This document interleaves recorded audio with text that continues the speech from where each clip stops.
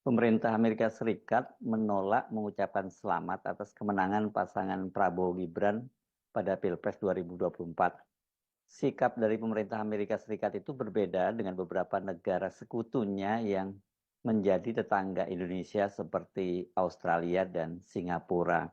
Keduanya itu sudah mengucapkan selamat kepada Prabowo.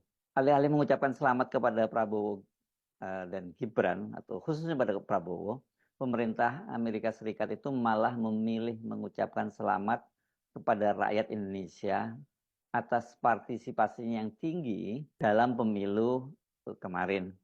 Dalam pernyataan pers yang dimuat di situs Kedutaan Besar Amerika Serikat di Jakarta hari Kamis 15 Februari 2024, juru bicara Departemen Luar Negeri Amerika Serikat, Matthew Perry, menyampaikan pernyataan yang cukup diplomatis. Kami mengucapkan selamat kepada rakyat Indonesia atas partisipasi yang tinggi dalam pemilu kemarin. Pemungutan suara ini merupakan bukti ketangguhan dan kekuatan komitmen masyarakat Indonesia terhadap proses demokrasi serta lembaga-lembaga pemilihan umum.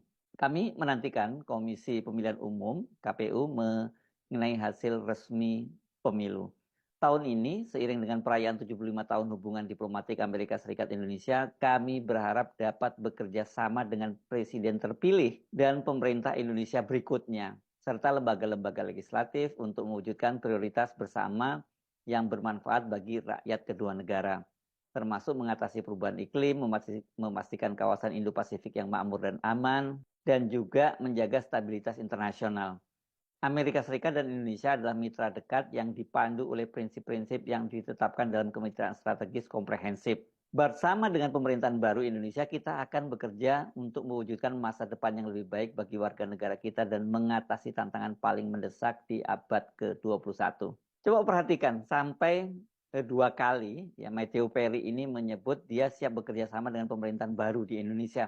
Tapi sama sekali di situ tidak menyinggung nama Prabowo. Ini tentu saja kalau dari sisi diplomatik ini menyiratkan sesuatu. Ada yang masih mengganjal tampaknya ini antara pemerintah Amerika Serikat dengan Prabowo Subianto saya kira ya. Atau bisa jadi juga berkaitan dengan kehadiran Gibran gitu yang dalam cara pandang Amerika tentu saja ini tidak sangat tidak demokratis ya, di mana anak seorang presiden yang belum cukup usianya kemudian dipaksakan untuk lolos persyaratannya melalui Mahkamah Konstitusi dan akhirnya mendampingi Prabowo Subianto sebagai calon wakil presiden. Ini kita tidak jelas apakah lebih pada hubungan masa lalu Prabowo dengan Amerika Serikat atau faktor Gibran. Karena kalau kita lihat sebenarnya hubungan dengan Prabowo dengan Amerika Serikat itu sudah pulih dalam beberapa tahun terakhir ini. Nah, senada dengan juru bicara Kementerian Luar Negeri, Gedung Putih atau ini kalau di sini kita ya istana begitu ya, juga menolak mengucapkan selamat kepada Prabowo secara spesifik. Katanya begini, kami akan menyampaikan ucapan selamat kami pada waktu yang tepat. Saya tidak bisa memberi Anda tanggal pasti atau waktu pasti karena saya memahami bahwa hasilnya masih akan diumumkan. Itu kata John Kirby, penasihat komunikasi keamanan nasional Gedung Putih. Ini yang saya kutip dari VOA. John Kirby ini ditemui oleh VOA dan ketika ada pengarahan di Gedung Putih dan kami, kata John Kirby, akan menghormati suara dan suara rakyat Indonesia. Prabowo kan berdasarkan hasil hitung cepat bersama Gibran ini disebutkan memperoleh suara di atas 50%, meninggalkan pesaingnya Anies Baswedan dan Ganjar Pranowo. Tetapi kan kita tahu juga sekarang ini banyak sekali bermunculan laporan-laporan kecurangan dan ini kalau menurut penilaian Bawaslu ini berpotensi untuk digugat ke Mahkamah Konstitusi. Jadi saya kira Amerika Serikat di luar mungkin ada ganjalan-ganjalan lain kelihatannya lebih memilih berhati-hati karena prosesnya belum selesai. Ini tentu kalau bagi Anda pendukung paslon 01 dan 03 ini memberikan semacam cerca harapan ya, masih ada proses, ada negara seperti Amerika yang mau tidak bisa kita abaikan saja, tidak kita bisa abaikan begitu saja perannya dalam geopolitik global yang sampai sekarang belum mengakui hasil quick count yang dirilis oleh sejumlah lembaga survei. Prabowo ini memang punya story tersendiri dengan pemerintah Amerika Serikat. Dia sempat di ban atau ditolak masuk ke Amerika Serikat itu selama dua dasawarsa ya ini setelah peristiwa penghilangan paksa sejumlah aktivis pada tahun 1997 sampai 1998, masa-masa akhir Orde Baru, dan Pak Harto itu adalah mertua dari Prabowo Subianto. Pada waktu itu Prabowo dinilai melakukan pelanggaran HAM, termasuk juga pelanggaran HAM di Timur Timur. Sejak itu dia dilarang masuk Amerika Serikat. Dan isu ini memang selalu menjadi senjata bagi lawan-lawan Prabowo setiap kali dia mengikuti kontestasi Pilpres. Ini dimulai dengan ketika dia masih berpasangan dengan Megawati sebagai calon wakil presiden, dan kemudian juga dalam Pilpres 2 kali kita pada 2014 dan 2019 ketika dia berhadapan dengan Joko Widodo. Soal pelanggaran HAM ini selalu menjadi senjata bagi lawan politiknya, termasuk juga Jokowi. Tapi anehnya sekarang justru Jokowi yang mendukung Prabowo dan memasangkan dengan putranya Gibran Rakabuming. Pada tahun 2000 itu Prabowo mencoba masuk ke Amerika. Dia berencana menghadiri wisuda anaknya, anak tunggalnya Regowo Hadi Prasetyo atau Didit, yang sekolah di Amerika pada waktu itu. Namun Prabowo yang mantan komandan pasukan khusus dan juga sebagai Pangkostrat itu, dia ditolak masuk ke Amerika.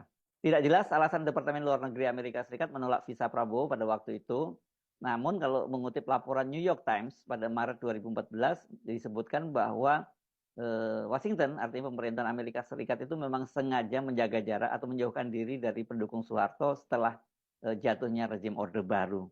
Pada tahun 2012 itu Prabowo dalam wawancaranya dengan Reuters di Singapura, dia pada bulan Agustus itu dia mengaku bahwa pengajuan visa Amerika Serikatnya masih ditolak. Ya, ini kan untuk masuk ke Amerika itu harus mengajukan visa, dan ya terserah pemerintah Amerika Serikat memberikan visa atau tidak.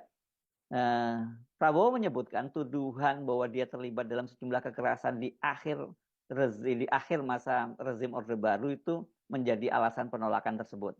Pada tahun 2020 akhirnya pada era pemerintahannya Trump itu kemudian dicabut larangan de facto Prabowo masuk ke Amerika Serikat, dan sebagai Menteri Pertahanan itu Menteri Pertahanannya Jokowi, dia bertemu dengan Menteri Pertahanan dan sejumlah petinggi Kementerian Pertahanan Amerika Serikat di Pentagon. Ini saya kira masa yang bersejarah ini buat Prabowo.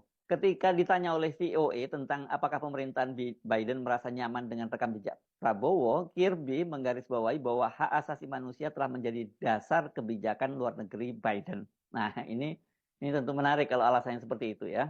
Tidak ada percakapan antara Trump, ini ditulisnya Trump, tapi maksudnya Biden ini saya kira ya yang dimaksud.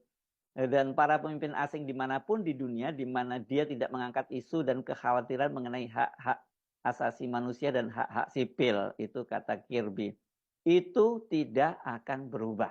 Sikap pemerintahan Amerika Serikat yang tidak segera menyampaikan ucapan selamat kepada Prabowo ini tentu saja menimbulkan pertanyaan. Dan nggak salah kalau kemudian orang mengkait-kaitkan dengan rekam jejak Prabowo dan hubungannya dengan Amerika Serikat. Kendati, seperti saya sebutkan tadi, pada tahun 2020, pada masa pemerintahannya Trump, itu dia sudah diizinkan masuk.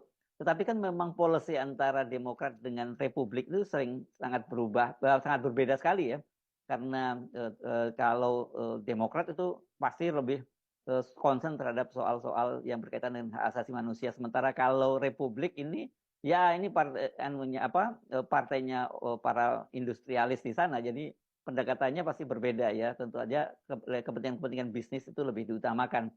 Nah, ini tentu jadi pertanyaan besar, mengapa pemerintah Amerika Serikat di bawah Biden ini terkesan mengambil sikap yang lebih berhati-hati dan tetap berjarak dengan Prabowo. Hal itu berbeda dengan negara sekutunya seperti Australia dan Singapura. Ya, ini memang biasa nih Amerika Serikat melalui proksi-proksinya gitu, dia pasti mengirim dulu proksinya untuk menjajaki itu, dan sementara Amerika Serikat paling belakangan tuh. Melalui akun Instagramnya itu Prabowo memposting saat dia sedang menerima telepon dan disebutkan dia menerima telepon setidaknya dari 5 orang pemimpin pemerintahan, ya, pemerintahan asing ini ya, pemerintahan negara lain.